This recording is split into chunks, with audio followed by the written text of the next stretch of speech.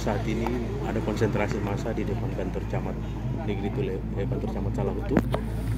Mereka menuntut Bupati Maluku Utara untuk segera membatalkan proses pemilihan kepala desa yang dilaksanakan melalui demokrasi yang dianggap menciderai ketahanan adat yang sudah berjalan di Negeri Tule kurang lebih ratusan tahun.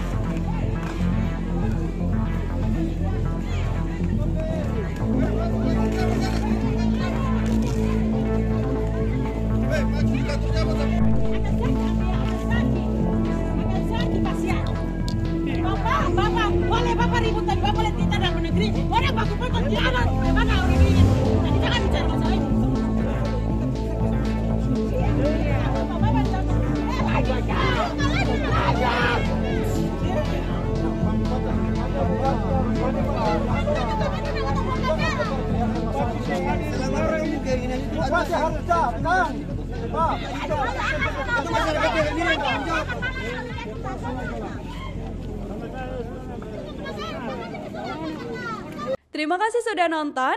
Jangan lupa like, subscribe, dan share ya.